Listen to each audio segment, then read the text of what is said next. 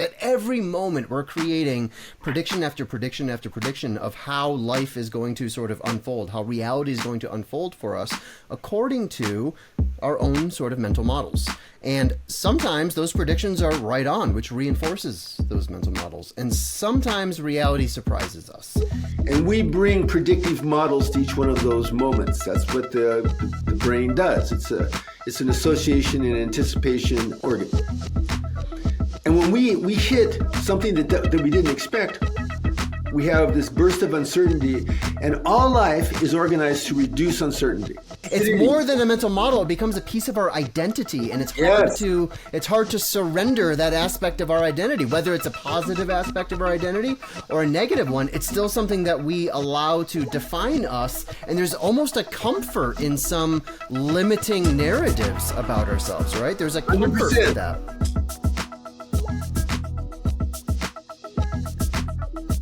And what we're really talking about today, Keith, is how we go about making these mental models of reality.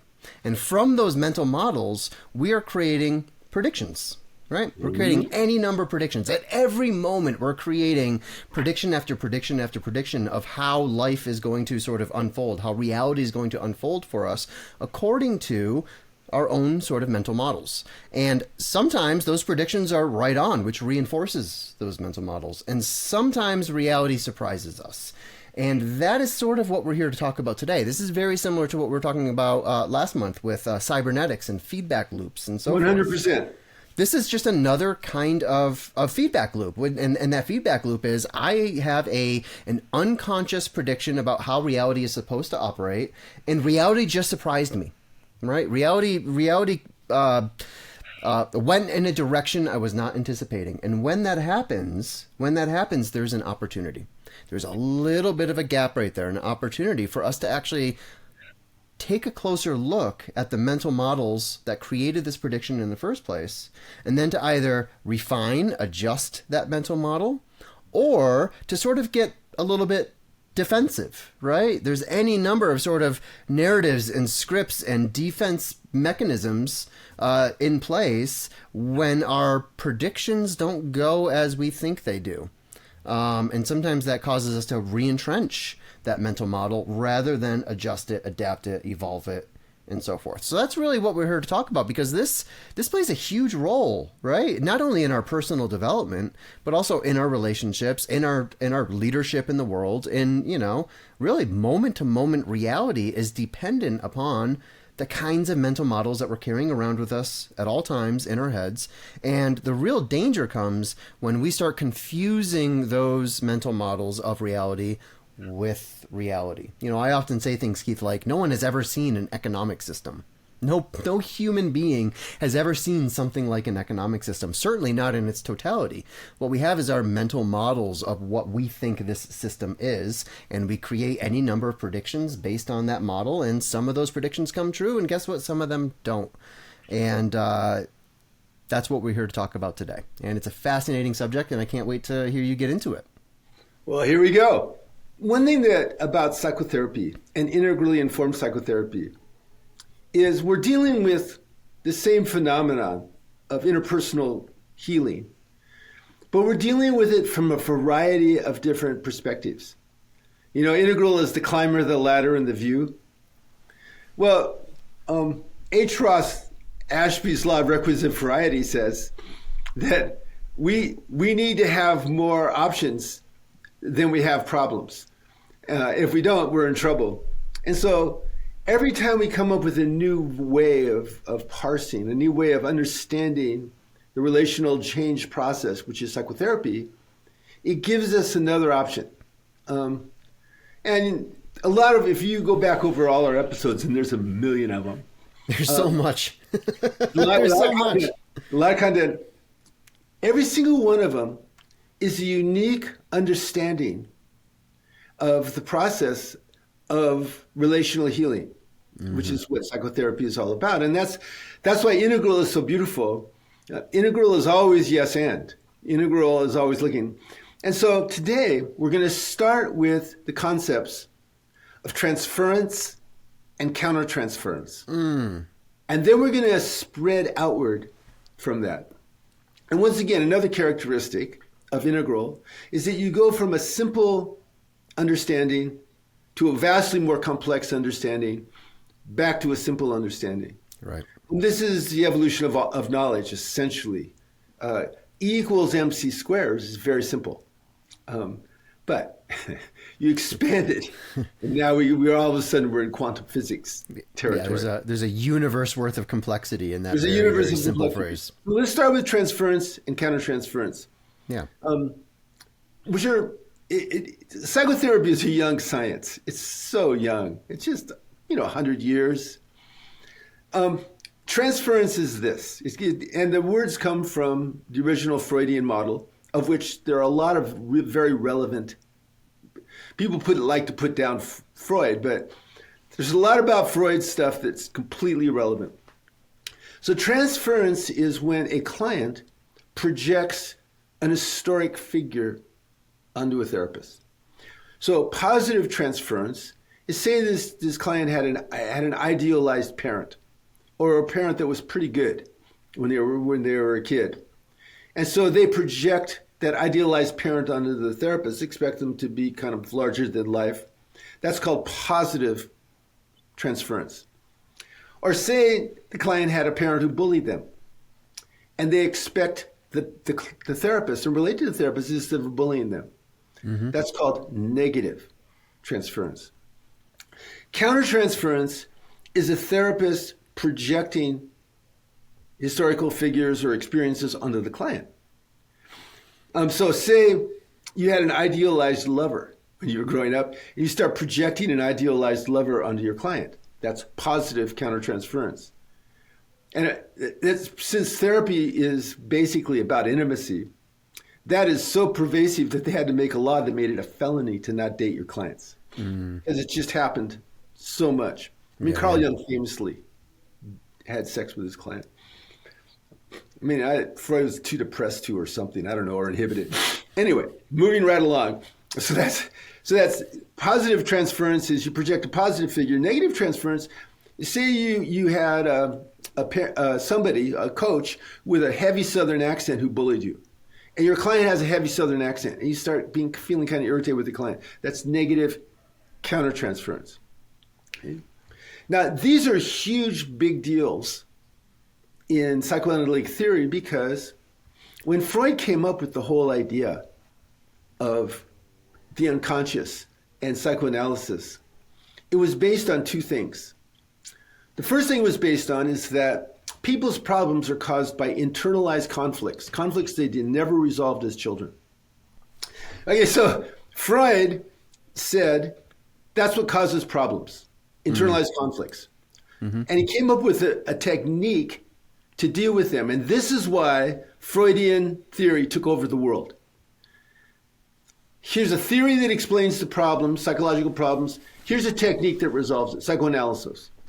You go in, the therapist is neutral, you free associate, and at some point or another, you project that conflict in a transference onto the therapist. It comes into the office, and in that environment, in that container of the office, you interpret the conflict.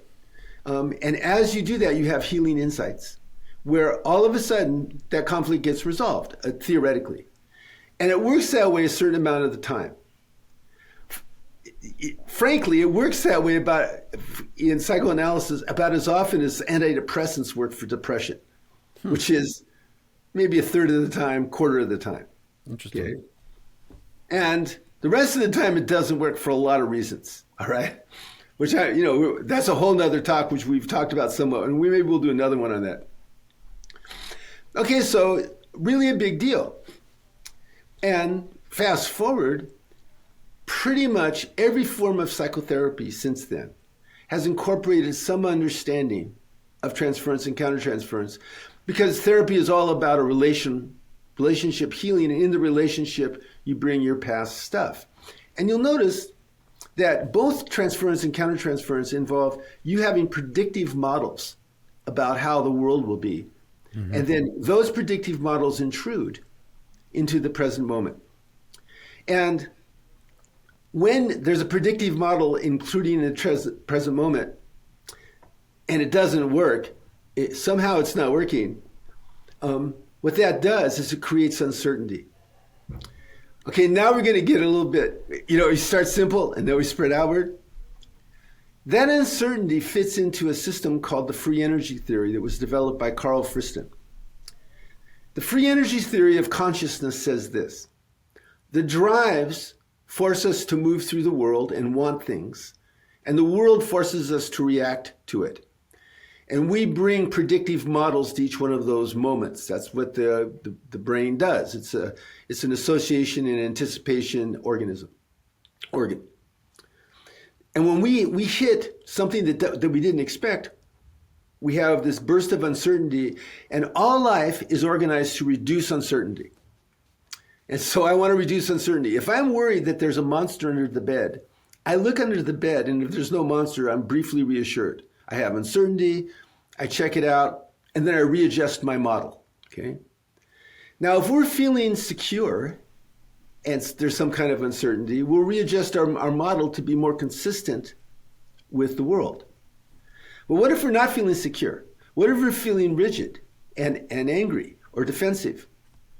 Weirdly, then we start trying to push the world to fit our model. Good example, as always, a couple. She looks at him and says, "You're mad at me." Because, he's looking off into the distance. When he looks off into the distance, it reminds her of, her father used to look off in the distance before he yelled at her. And he says, "No, I'm not. I was just looking off into the distance thinking about clouds." But she doesn't feel secure.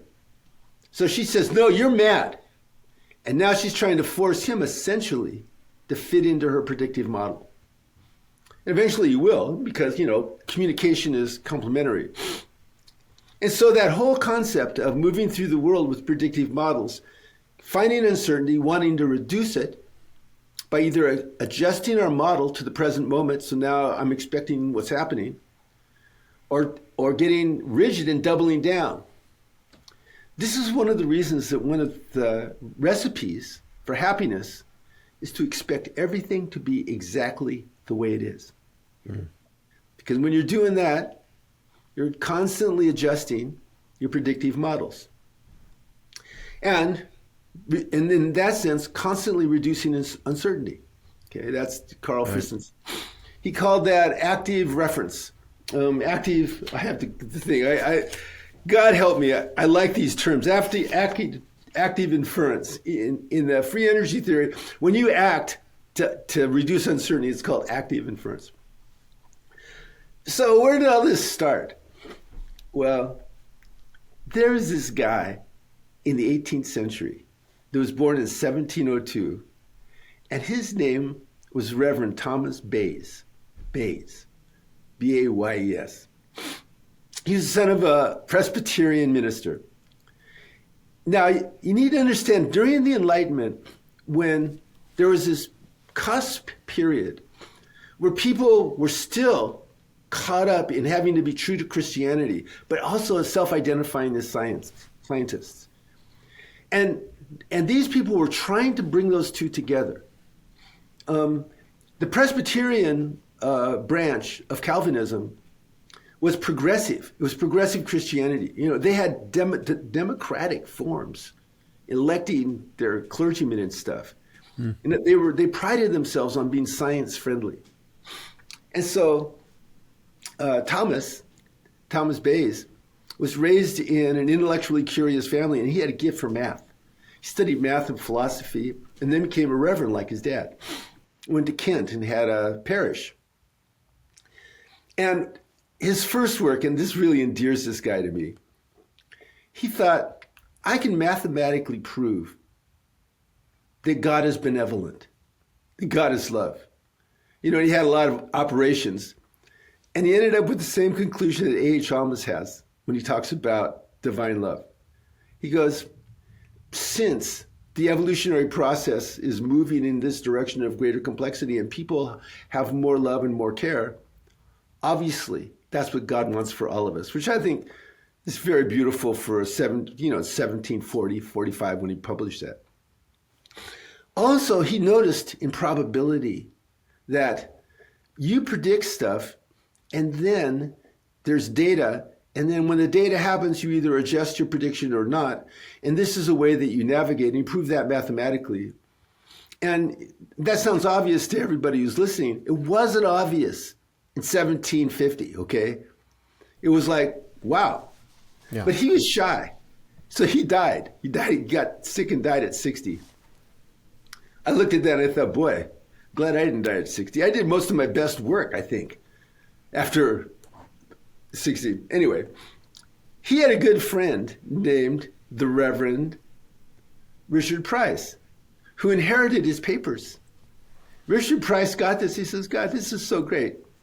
And he edited it, wrote a preface, and submitted it to the Royal Academy, who published it because they liked it.